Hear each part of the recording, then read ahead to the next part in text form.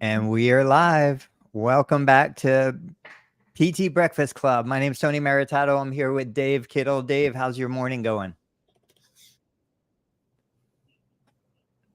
Can you hear me okay? I'm having some Wi-Fi issues, so maybe if you want to start, and we'll hopefully get this Wi-Fi warmed up. Yeah, I don't know if it's you or if it's me. It might be me. I was having some Wi-Fi issues yesterday. But let's give it a shot. Let's see. I'm going to try and tune in. That I've looks a little shared the better. link. Is it better? Looks and sounds a little better, yeah. All right. So let's jump into it. One of my main goals for today was talking about kind of business development. And the most important part of business development is the exit strategy. It's one thing to start a business. It's one thing to grow a business, but I think it's the most important thing to end the business. How do we end the business? And you're in that world. You are looking at acquisitions. You're looking at therapists who have grown businesses and now they're thinking about getting out. Kick us off. What are some of your thoughts on what therapists can do to best plan their exit, maybe even before they plan their launch?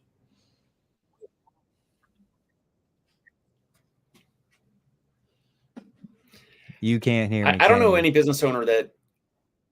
I can hear you. I can hear you. There's a little lag.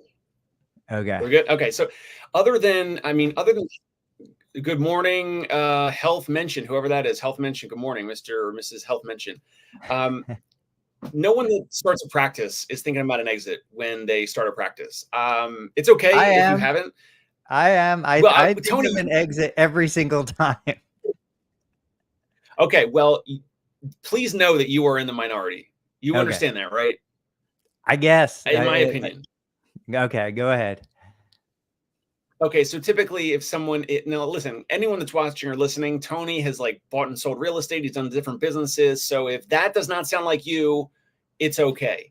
I think a lot more when people raise money, like your colleague Jansen at HippoScribe and other companies, like when people raise money from investors, or maybe even if they borrow like an SBA loan or whatever, maybe that would be a little bit more likely that they're thinking about an exit.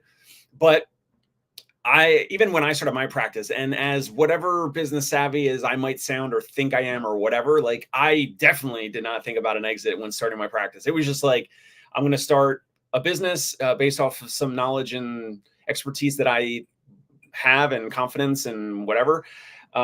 So most business owners do not think about an exit, which is okay, because if you are 7, 10, whatever years into it, if you're frustrated, if you're growing it and you're like an absentee owner, I'm sure we can get into a lot more of that, but it's okay if you haven't thought of that. I truly believe that, Tony Maritato is as you guys know from his posts and his videos and podcasts and everything, Tony, you're unique. And that's another signal of your uniqueness, which is you're thinking about an exit when starting a business, which is awesome. It's great. But again, if you're watching or listening, if you haven't thought about an exit, the ending, the landing, as you may call it, the landing, it's okay. So let's get into it. Well, and full disclosure, I think probably what it comes from is I come from an entrepreneurial family. My mom, my dad, they were business owners on a very small level, and they had the same frustrations that I see business owners today. They could start a business. I think a lot of us could come up with an idea of how to exchange time, service, product for money. That part is pretty simple. And then they could even grow a business to a relative size. But my parents struggled with exiting the business. They never built systems. They never built processes. They were able to do everything, but as soon as they stepped out of the business would collapse. So they never took vacations. They never got away from it. And then I remember early, probably like late 1990s, I was reading Rich Dad, Poor Dad. I was reading the E-Myth, and they were saying you should never start a business without having an exit strategy in place. And that's where I was first introduced to this concept. And it resonated with me because I saw my parents struggle for so many years. And I was like, yeah, that's totally it. I need to see what the goal is, the goal being the exit, before I ever step into that world. So that being said, when we started our physical therapy business, well, it was a personal training studio. I kind of knew right from the beginning, what am I going to do with the profit that is generated from this business? How am I going to get out of this business when I'm sick of it, when I want to do something else? And that was a major kind of guiding light for how we chose to grow the business. So my wife and I, we weren't married at the time. We knew that we were going to have a family. We knew that we were going to get married at some point.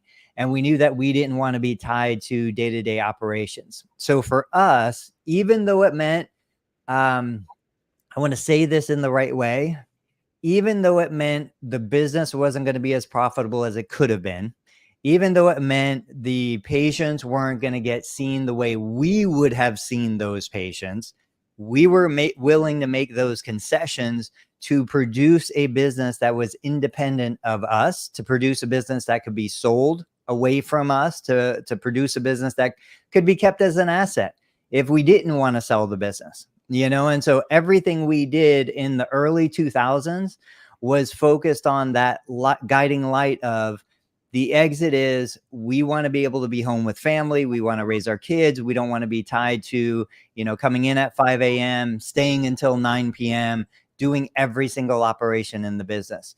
And so we made decisions with that in mind.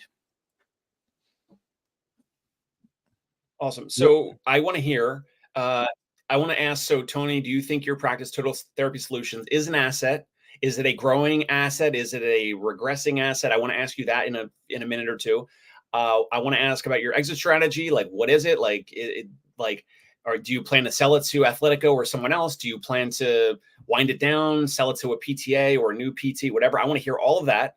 We're going to talk about your particular options with exit strategy.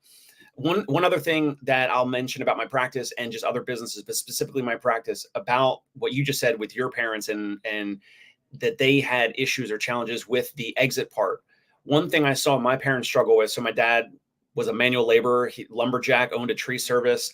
So I saw him wanting to do everything. The ego, just like a physical therapy practice owner, wanting to treat all the patients and you know, have all the word of mouth referrals go to you as the practice owner.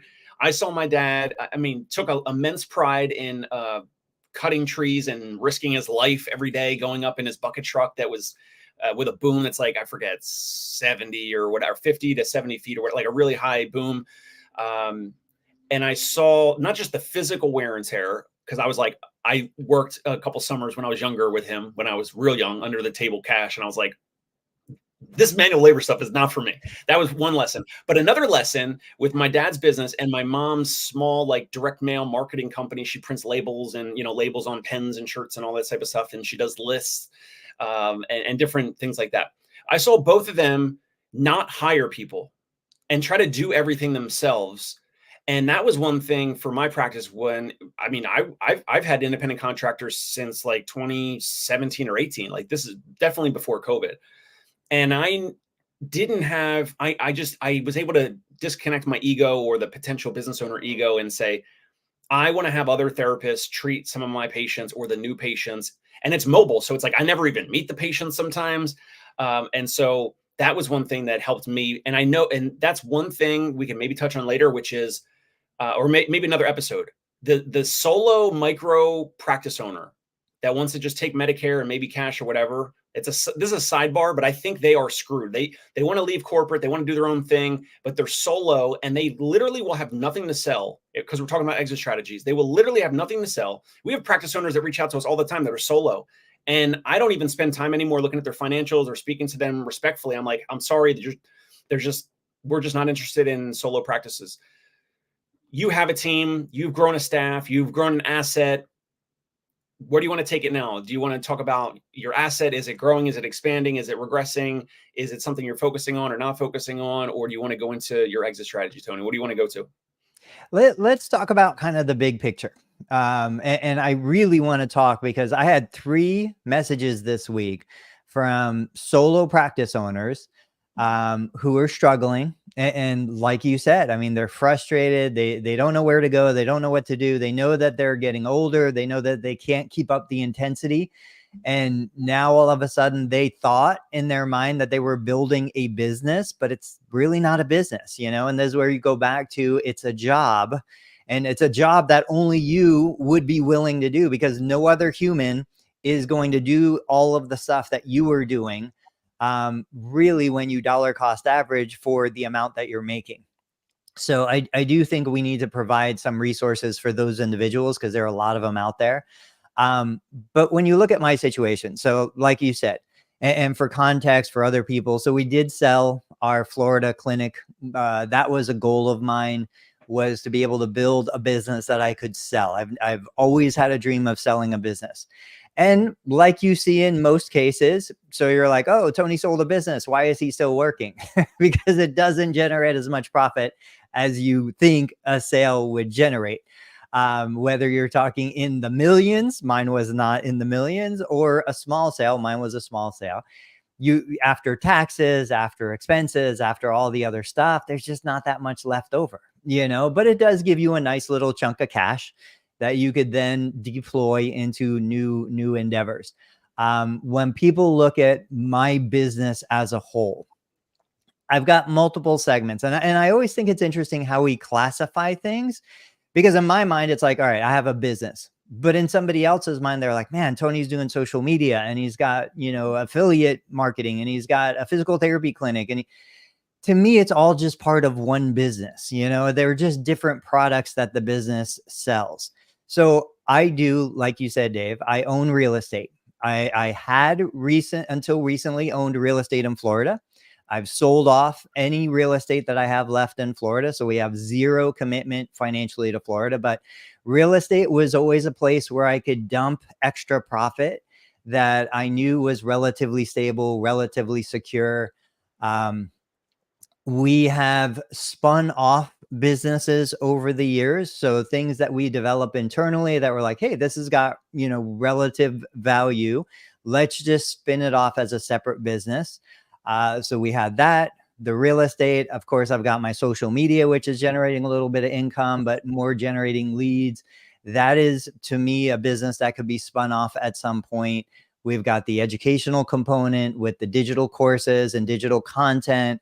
Once COVID hit and the clinic shut down for a while, all of my profit, all of my income came from digital sources. And now that still is a large 50+% of revenue, and probably 70% of profit comes from digital resources, courses, things like that.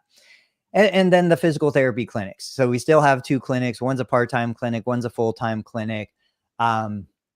And like most businesses, you know, there are times where one element generates most of the profit while other elements are just kind of sitting there. For me right now, 2024, the physical therapy patient care is just kind of sustaining, certainly not growing, not really declining. We continue to receive referrals. It's a very kind of, for me, it's a passive source of income. And one of the things that I think is interesting is perspective brings so much value to how you look at something. So somebody would look at my situation, and you and I have talked about this. We're primarily an insurance-based practice. I stay in the insurance world because I am not the one delivering all of the services, and I'm not interested in growing my clinical team.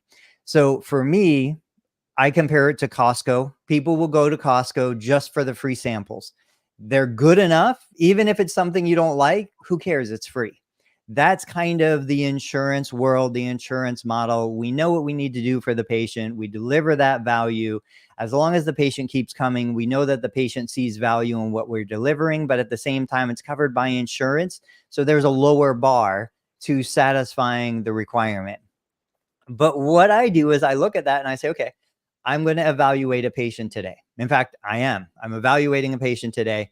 I'm going to see that patient probably once, probably going to spend 15 to 20 minutes with that patient before I delegate the rest of the plan of care within the compliance guidelines to my physical therapist assistant. If that's $1,000 plan of care after insurance reductions and everything, in 20 minutes, I generated $1,000. right? That's the way I look at what I do. And that makes sense to me because I put 20 minutes of my human time into creating $1,000 of revenue, even though it costs me more. Go ahead, Dave. No, I'm listening. Go ahead. Oh, Go on. Even though it costs me more, because obviously I'm paying my PTA and I've got my operating expenses and all this other stuff. To me, generating 1,000 in revenue for 20 minutes of my time, direct patient contact, totally worth it. Because then the rest of that time I'm doing social media and talking to great people like you and doing all of these other things. But that is not a valuable business for somebody like you to buy, because there is no local leadership. Again, if I step out, my PTAs can't operate without me, or they can't operate without a PT, and I don't have a PT. I'm the only PT. So I understand I'm sacrificing the value of that part of the asset, but I'm trying to build value in other aspects. My physical building continues to appreciate. It's leased at 100% occupancy. The land where my building is, it's a roughly 10,000 square foot building. We've got chiropractors in there. We've got massage therapists in there. They're doing a ton of development around the building. So even though when I bought it in 2009, the next year I lost 50% of the value of the building. By now we've returned to the original value, and it's continuing to grow because we're about a mile from a hospital, and they're doing a ton of investment.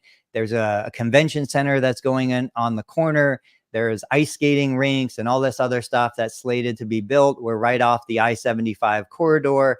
I mean, it's a really prime piece of real estate. And that's something that I know within my business is going to add, exponential value over the next 10 to 20 years. And I have very little debt left on the building. It's almost completely paid off. So that's something that really I'll probably just leave for the kids. That's the way I look at all of this. And the one thing, and then I'm going to turn it over to you, that I remember hearing, my parents always grew their main wealth in real estate. Real estate is really tough. I'm not telling anybody to get into real estate, but I will say the one thing that resonates with me is people say, people get rich on transactions. People get wealthy on investments. And these are investments. These are investments that I'm not looking to sell. I'm not looking to flip. I'm not trying to make a quick $100,000. It's something that I want to have for generations, that my kids and their kids and anybody after that can just rely on that to cover, their living expenses. So Jimmy McKay jumped in here live. Oh no, go back. I was going to read the first thing. So yeah. Jimmy commented, as we were talking about, I think, was this when we were talking about like the solo practice owner? And Jimmy said all of these parts of the business, they stress some people out. Man, Jimmy, we miss you, and you're sitting here behind behind a laptop watching. We would love to. And I'll put the other thing up. So Jimmy McKay also said, and once it hits a point where people are overloaded, I think they just say, I'm out. I just want to work for someone. I want the clarity to do one thing. Yes, we've definitely seen that where, and I've had some colleagues and friends that had like a practice and it was themselves only. And then, yeah, at some point they might get burnout or whatever. And then they go back. Yes, Jimmy McKay announcing live. Maybe he'll be back next week.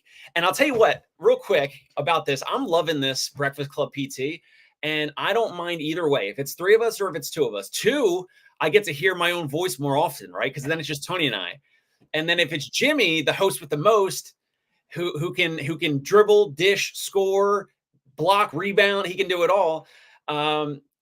Jimmy is he's busy with a bunch of projects, but we would love to have him back. Okay, let's get back on track. Definitely, maybe. Call me maybe. Love it. Call me maybe. Okay. So, Tony, you said a bunch of things there. I do agree that people do try to get rich off of one transaction.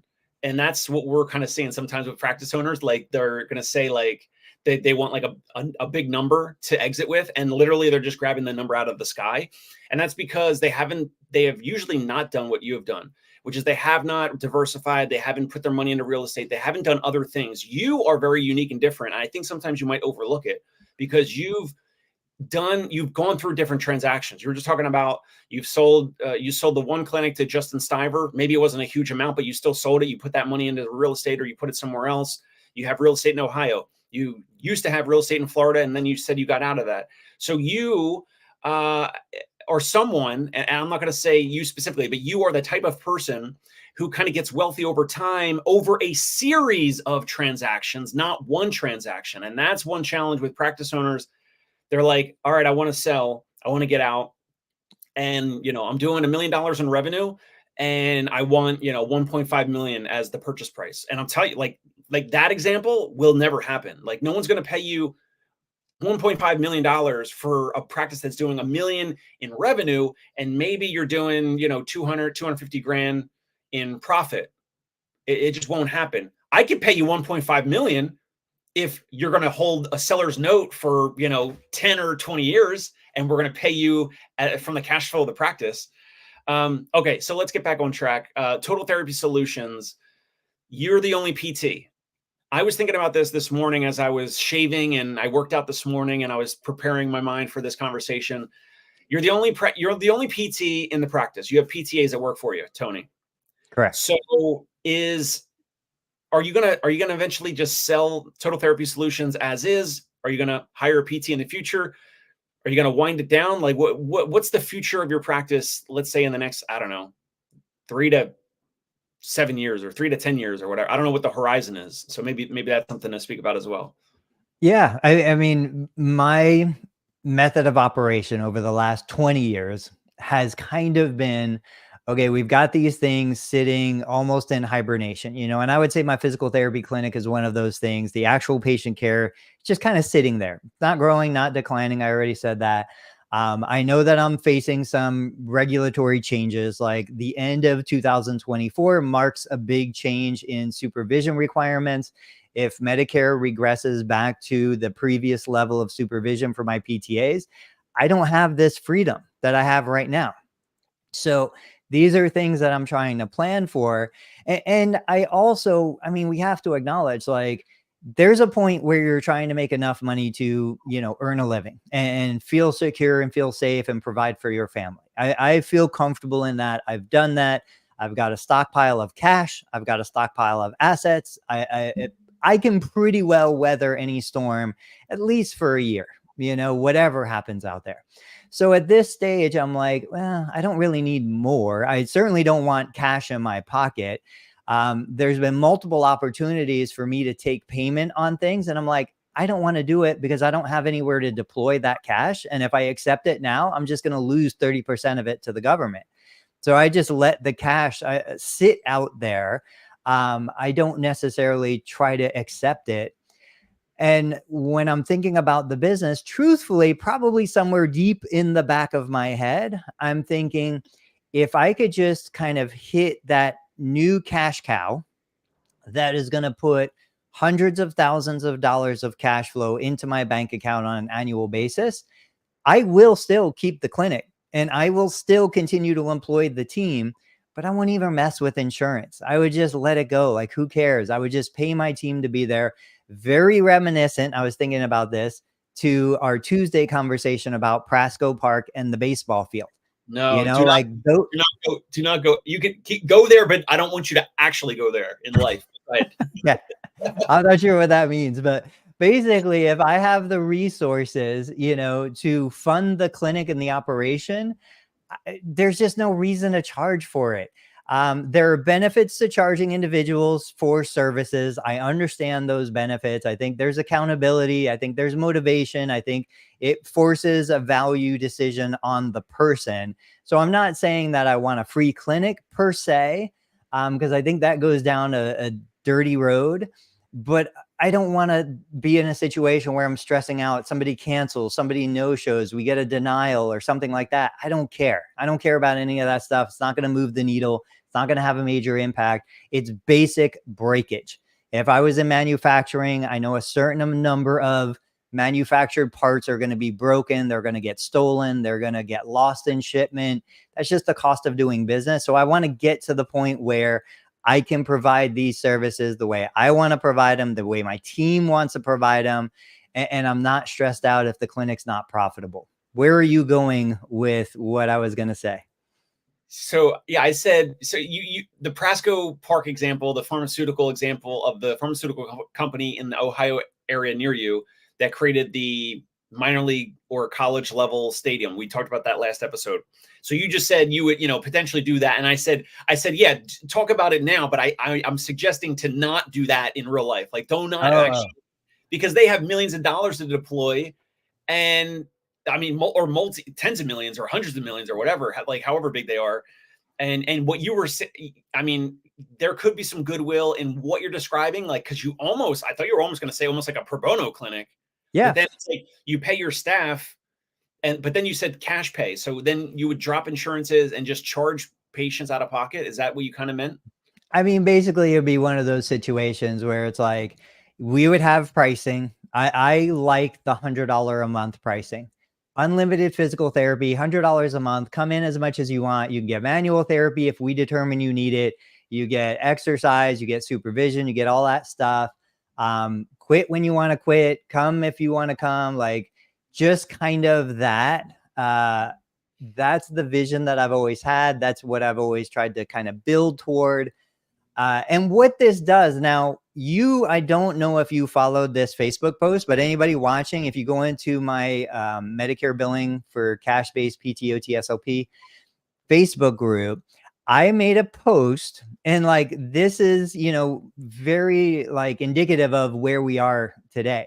I said, is Medicare covering, I said paying, but really I should have said covering. Is Medicare covering or paying for the physical therapist to get the patient to the goal, or paying for the physical therapist to get the patient to understand what needs to be done to get to the goal?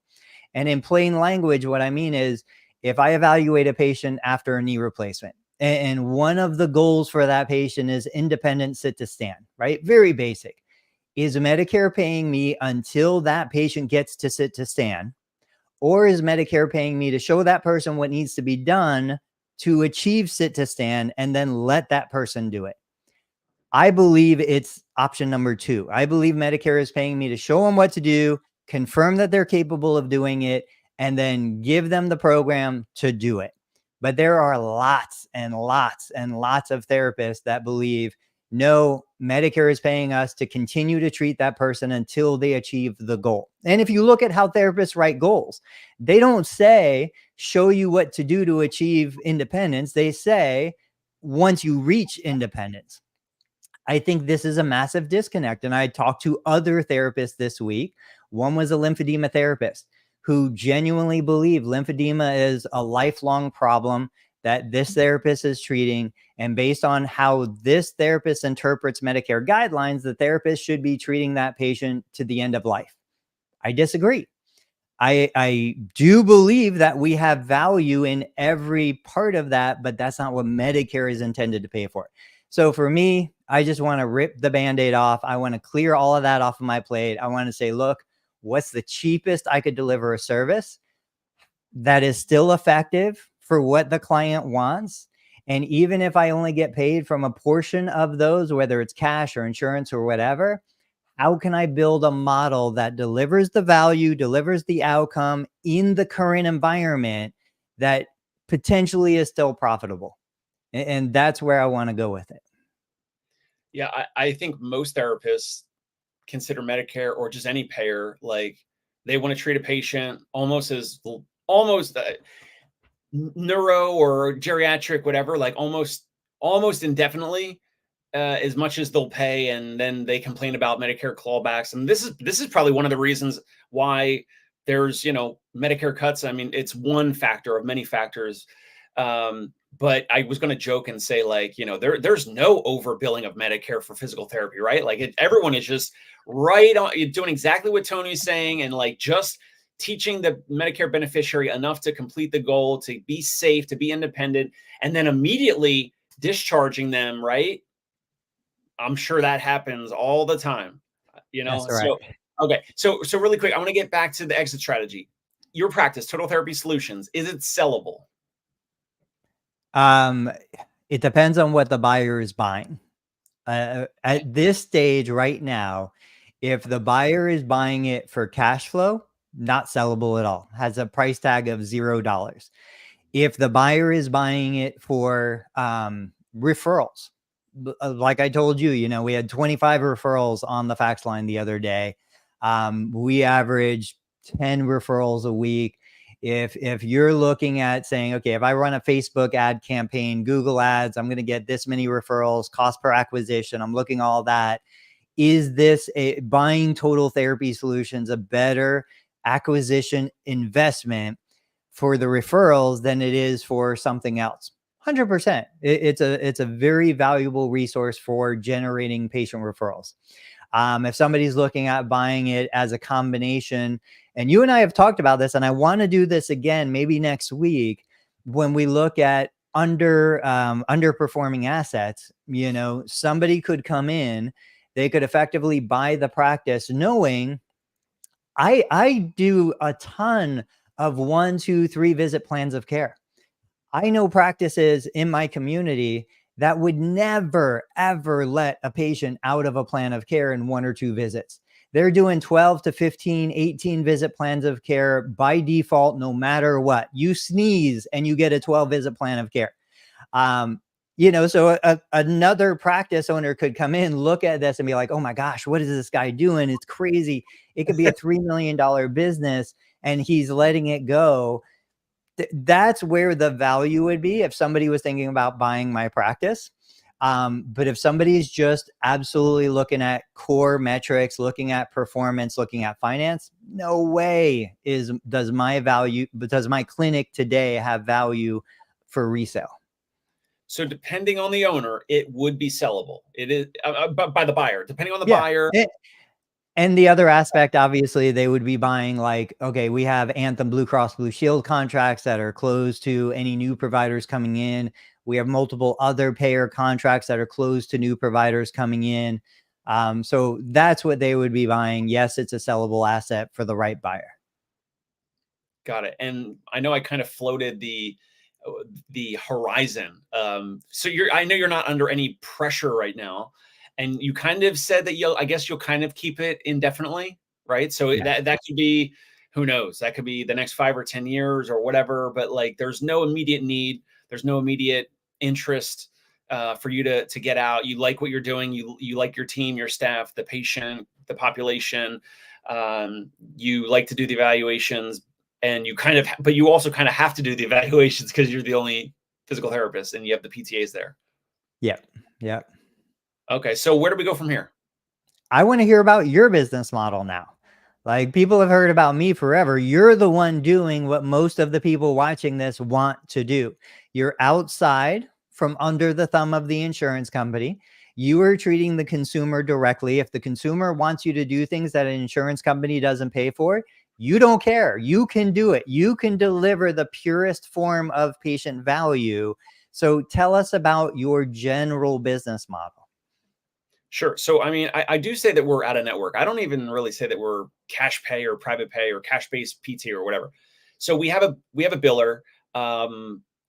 Candidly, like they have a big team, and the biller is like obsessive about the business. And I'm front loading that by saying that is why we pay him his rate, which his rate is 10%. However, now that sounds like a lot because Strata EMR is 7%, and you can find a biller for 5 or 6% or 7 or 8 or whatever percent. Okay. So we have a biller that does out of network billing only. So I knew this ahead of time when there's a lot of therapists and practices that are either solo or kind of my style in New York City, and they use this biller. The biller only bills out of network insurances. So United Healthcare, Oxford, Blue Cross Blue Shield, Aetna, Cigna. Those are the top 5 normal ones. And then like Oscar and many others like do not even have out of network benefits. Humana does not have out of network. There's a bunch that do not even have out of network. Any EPO plan, they don't have it. On the front end, we'll check everyone's insurance. So we'll have someone reach out as a cold lead, a referral. They get referred to us. We check their insurance. We'll say like, hey, we'll check your coverage and then we'll let you know. So on the front end, the patients don't even know if we're out of network or cash or in network or whatever. And we'll check everyone's insurance and benefits. If they have out of network benefits, then we'll say, okay, your deductible is, you got $1,000 deductible. Now we see really big deductibles that are 8 and 10 grand, and those patients are basically going to pay out of pocket, or they say no and they go somewhere else. Okay, so we'll accept and we'll bill the out-of-network benefits once they hit their deductible. Everything that we say over like a phone call, text, email, whatever, like everything is transparent. We'll say, for example, if Tony has some, Cigna out-of-network, and let's just say for easy numbers, you have $1,000 deductible. We'll say, hey, Tony, your cost per visit for your knee pain, for if you want to work with us because you said that you saw our Google reviews or whatever and you love what you see or whatever, or you refer to us, you have $1,000 deductible. We do 60-minute home visits. We have a specialist that specializes in knee issues or knee pain or whatever. And you said your goal is to get back to XYZ. We have a therapist that has availability this week or next week to help you with that. Your deductible is $1,000. Your cost per visit with us is $250 times 5 visits. On the 6th visit, and now this is assuming, because again, you said you're different and with 1 or 2 or 3 plans of care, 1 or 2 or 3 visit plans of care. We kind of just have like an open door policy kind of thing. If you want to stop early or if you need to be discharged, we will. But we'll say your cost per visit with us would be $250 times 5 visits. On the 6th visit, your cost drops down to, and it depends on the coinsurance or the copay, the in-network copay. Usually it drops down to the in-network copay. So on the 6th visit, your cost per visit drops down to just $30, your $30 copay, and your insurance will be paying the rest of that. And then, so from the 6th visit and onward, your cost per visit would be $30. That's if you have out-of-network benefits. And then if you don't have out-of-network benefits, then we say, hey, kind of like you mentioned earlier, Tony, like we have many patients and clients that live in the city, that live near you, and they have a similar insurance plan that does not have any out-of-network benefits. We don't accept or bill the in-network insurances because basically they don't pay enough for us to cover our costs to deliver a 60-minute home visit by an experienced doctor of physical therapy that specializes in your issue. So we have many people that decide to work with us that have your type of insurance plan. And if they decide to work with us, it's on an out-of-pocket basis. And then if I'm doing the phone call, or no, it's not a grudge purchase. It's not. We talked about this last episode, John. You got to go back. That's why you're saying it. Yeah, it's not a grudge purchase because so I'll say, so Tony, we don't accept your insurance. You have an APO plan or you have United Healthcare that has in-network only. There's no out-of-network benefits for us to bill. So it would be out of pocket. We have many people in the city near you, Tony, that have this United Healthcare plan that decide to work with us. And if they do so, it would be on an out-of-pocket basis. And then if I'm doing the phone call or someone else on my team, then we'd be quiet. Because I need Tony, the caller, the patient, the prospective patient, to lean in, figuratively lean in and say, so you don't accept this insurance. Okay. So like, how much would it be out of pocket? I dropped the hint that we have many people that pay us out of pocket that have this type of insurance plan. So it lets you know that you're not unique. You're not like on an island. There's many people that do that action. And it kind of persuades them to let them know, like, hey, don't you want to join this crowd of people that like also pay out of pocket for physical therapy sometimes? And so we need them to ask how much.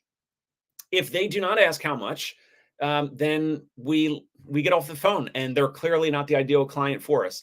I don't know if I'm going too like granular on my business model, but like basically that's it. Like we have physical therapists that are licensed in New York and Connecticut and that offer home visits. And it's about half orthopedic and half neurological geriatric.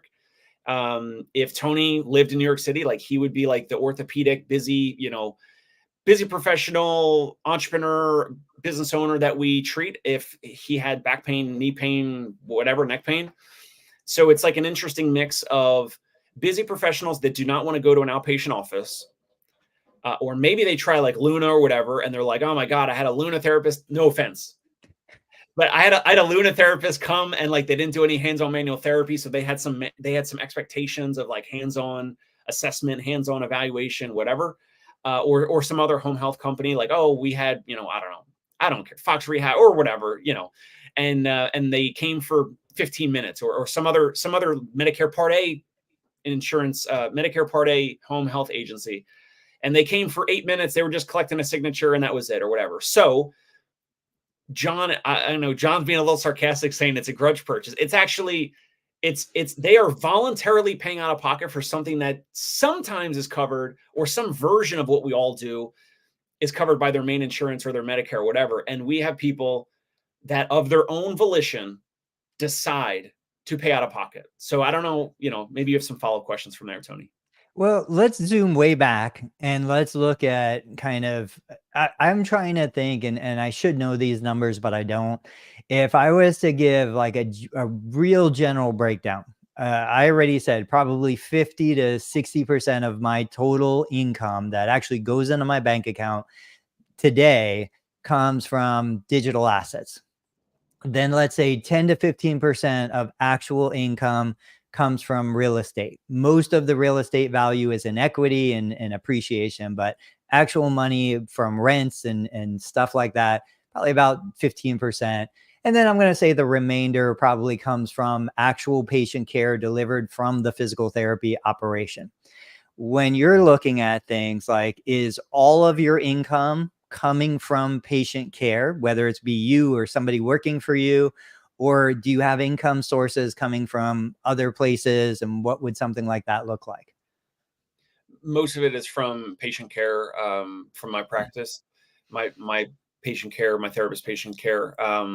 A few other random, I know you always like to ask about these income streams. So like with the acquisitions and stuff, like I'll have practice owners reach out about like independent business valuations. Like I said before on here, like I charge one practice owner like $5,400 for like 2 different documents. Like, I mean, it sounds like a lot. I mean, it was like, I had to look at their financials. I had to I kind of have to, provide a deliverable, which like is not great because like, I'm still like producing the income and I want to be managing businesses and not actually be the one producing income or the one producing the revenue. But that's one thing, like, or even like paid Zoom calls. Like I know you've done like the $5 a minute, like Clarity, whatever. And I haven't signed up yet, or I think I signed up and like, I didn't make an account yet, but I will. So I've done like, paid calls. Cause like I got a ton of people that reach out to pick my brain or ask for like free help. And I'm like, I don't have the time to do like, even if I've known them for 5 or 10 years, like I'm sorry. Like, I just don't have, especially now with a newborn, like I just don't have the time.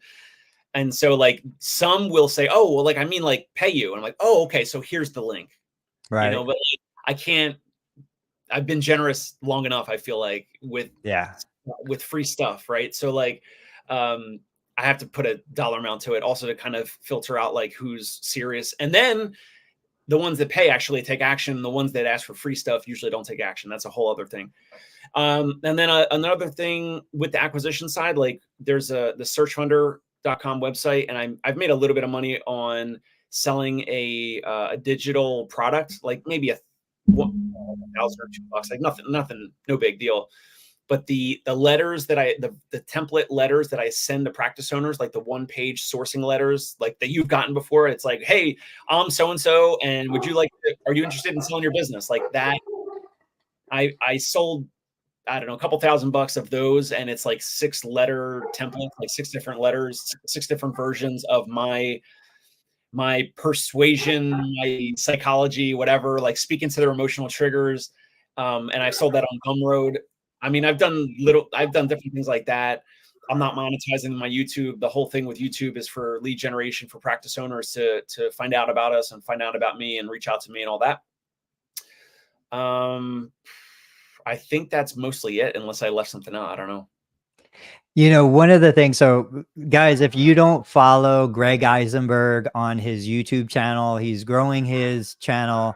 But he's been an investor in a lot of startups and he's got great guests. One of the things that they were talking about, they share a ton of new business ideas that got me thinking about you specifically, Dave. And it was reiterated with what you said today, was he had a guest come on. He said, right now, anybody could start creating videos that are basically like Google ads for X. So I know you do Google ads. There's no good content out there right now for Google ads for a mobile-based physical therapy practice, Google ads for an out-of-network physical therapy practice. Like 2 or 3 Google ads for X videos that are basic tutorials that take somebody through the process of creating a Google ad campaign. What are some of the things that you think about? How do you approach it? What budgeting do you use? And those are videos that you would just put out there publicly on YouTube. They'd be free for everybody, but they would start to generate some traction. They would establish you as an expert on that area. Let me shut my dog up. And then the other side of that is the out of network billing. So my DMs, my Facebook group, everybody is struggling all the time with overcoming that out of network billing situation. And you're one of the few people that have done it kind of at scale and have done it successfully, even if it's outsourcing to this individual. I think most people would be shocked to hear that you pay 10% of collections for the out of network billing service. I would tell you, I think it's totally reasonable because of the amount of time and effort and the lack of knowledge and understanding about that world, So like those 2 things, Google ads for X, because you've done it for so long, you've shared content about it, and then a video about how you implement that out of network billing. I think those right there are 2 paid courses that don't take any of your resources. You've got years of experience and expertise. And I think that is a product that just needs to be created. Just one of these afternoons, baby's asleep, you're bored, you sit down at the computer and you turn on the camera and start recording. You asked me this question, so I'm going to ask it back to you. So are you building, or is the practice, the patient care aspect of that practice, a sellable asset for you right now? Yes, I think it is. Yeah. So if you sold it, do you have enough systems and enough, operations in place that you could either stay on board for that transition period or just step out of it and another company could come in and run it? Yes. I mean, there's always more systems, like as a practice, as a business gets like into, I don't know, SMB scale or larger. There's always more systems to like automate things, but like some of the things you already mentioned about your practice, like the referral base and all that. So like my current or previous patient base, I believe is very valuable in terms of like who they are, the amount of money that they've spent with us, what they say about our practice, the word of mouth that is really challenging to buy. Some, very affluent families and things like that in the city. And then my understanding, or I guess the business's understanding, there is some that's kind of wrapped around me in terms of like, but the ads are already set up, like, and I just turn the ads up and down, depending on demand and supply and all that. So there's some that's wrapped around me in terms of like the calls. Like I love to do the calls. I love to, I used to not, it's challenging. But now I don't care. It's like, I know some people are going to say no, and some people, it's not for them. And for others, like, I almost like, especially with the whole newborn thing, I'm trying to treat less and not leave my place as much and busy. Okay, so health mention, tell us about your M&A business. Okay, so Fieldmaker Group, we're speaking with practice owners about partnering or acquiring some or all their business. Fieldmaker is 3 of us, so it's myself, Sturdy McKee, and Marshall Sturman. Marshall Sturman is a forensic accountant. He's had a lot of physical therapy himself, but he's not a PT. And he helps us look at financials and due diligence, and he's super savvy with deals and valuations and, looking at the books, all that. Very, very valuable, especially for someone who does not have significant experience looking at financials and all that, and decoding everything and valuing a business and coming up with a logical risk or risk mitigated structure of a deal. Anyway, okay.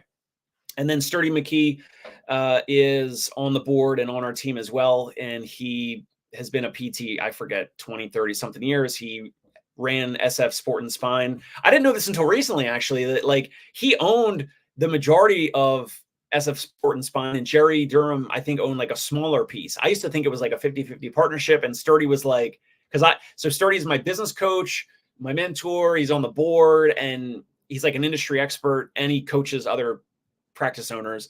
So he's on our board because I know he's super savvy. I've known him for years, and I asked him back in like 2019 or 2020 to do this, to have an entity that is looking at deals and partnerships.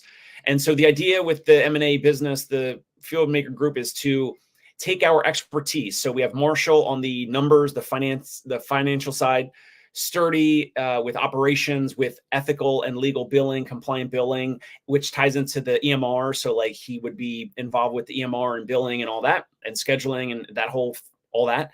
And then for me, it would be like on the marketing and sales side. So it would be like, again, the Google ads, the Facebook ads. It would be sales scripts, sales, like ethical sales training to the front desk, how to sell a plan of care, how to sell the evaluation, how to speak to patients, all that. And so that covers most of the major aspects of any business, right? So marketing, sales, operations, and finance. And outside of that, I guess you could say like, product or service, which would actually be like the therapist delivering and fulfilling the service. So yeah, that's, by the way, that's why I put out the Dave Kittle Show and why I put out a ton of content. So it's basically a, what's the thing in the summer that attracts the bugs? The bug zapper. What's the name of that thing? Yeah. So it's like a pot of honey that attracts bees, whatever. So like the idea is to put out content that cannot be denied. What I mean by that is like I've interviewed practice owners that have sold to Cora, corporates, Cora, Select Medical, Ivy Rehab. I can't remember others. People like Jamie Schreier have come on, and I got them to say, and he approved it. I got him to say like how much he sold his 2 practices for, and it was 1.4 million, pre-tax or whatever. And Ben Gelfand came on, and he said with 2 transactions, he made $7 million selling his practice and pre-tax. And so the idea is to put out content that cannot be denied, that is also not really out there. And I just knew from my previous experience with Rob Vining, shout out Rob Vining, with PT Tech Talk, and doing videos with Tony and Jimmy McKay and other folks over the years. I just knew that if I put out that type of content, then I will get in front of more practice owners. They will tag other owners, send it, share it, whatever, consume it, reach out to me, and then say, then they hear at the end of the video, like that we're interested in partnering or acquiring or whatever. And so it builds the know, like, and trust. And hopefully that fills in some more gaps about what we're trying to do with mergers and acquisitions and partnerships, and what I'm doing with Field Maker Group. Yeah, that was awesome. We have a couple minutes left. You had mentioned in the show notes something about Chipotle. Yeah, this is random. Okay, the phone method. Yeah. At Chipotle. Okay, so people are going into Chipotle, and this is not really, this is kind of business related ish. It's maybe there's factors of inflation or other factors, or I don't know. It's an interesting behavior. It's really like a random thing. People are going into Chipotle and they're ordering, right, Tony? And they're like, all right, so and they're recording it on their like a video. So they're like, all right, I'll take, and they're like this, they're like recording. All right, so I'll take a chicken burrito, black beans and mild pico de gallo and cheese and whatever, and they're like recording it. And what is happening? Well, what do you think happens? I have no idea. Okay, so what happens is the server that works at Chipotle feels like they don't want to do anything wrong, so they're over serving the person. They're putting more scoops or a heavier heaping scoop of each item into the burrito or into the burrito bowl or whatever it is. And people are posting this online and saying the phone method. So it's basically a way to juice, like you're trying to get more out of Chipotle. Now, maybe this is good, maybe this is bad, maybe it's stupid, but maybe 10 years ago going to Chipotle, they used to do heaping scoops of everything, right? I love Chipotle. I get, veggie burritos and burrito bowls or whatever. And then over the last, and this is even before COVID, but especially through COVID, they'll do a heaping scoop. And this is it, by the way, this is in New York, New Jersey, Pennsylvania, different Chipotles that I've been to. They'll do a heaping scoop and then they'll shake some off and then they serve it. And then they do a heaping scoop of whatever. And then they shake it off a little bit and then they serve, your burrito bowl or whatever. So employees at Chipotle were probably over the past 5 or 6 or whatever years, they were retrained on how to serve less, because then obviously Chipotle keeps more of the food products. So they make the food last longer, thinning it out or whatever you want to call it. And so the subtle fight or backlash, I don't even say backlash, but the subtle fight against that is the phone method, which I think it's so, I don't know. I think it's kind of ridiculous, but I get it because I've been on both sides of this as a Chipotle customer. I don't know if there's any good takeaway. Maybe it's not right. Maybe it's the people fighting back against a corporate who's almost trying to do downsizing in a way, right? So I don't know if there's anything to learn from this. It's just an observation. No, there's absolutely lessons to learn from this.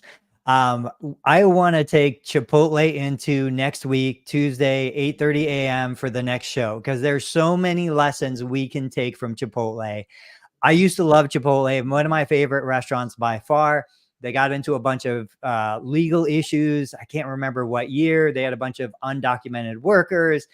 All of these individuals left, and now the quality went to zero. It's horrible. I hate Chipotle. It's still a better option than other things, but I get so mad every time I have to order Chipotle for my kids. Then you're right. They pre-framed, they got it into our heads that you get these heaping portions, way more than you expected. Now, if you order through the app, which we only exclusively order through the app, you get a fraction of what you even expect to get. It's worse than anything. But the lesson about the phone method that you're talking about is, even in my physical therapy clinic, even though I try with all, everything I do to be the best that I can possibly be, if any of you go to my patient-facing YouTube channel, you'll see a lot of videos where I'm sharing information with real patients. I am always a better therapist when that camera is on.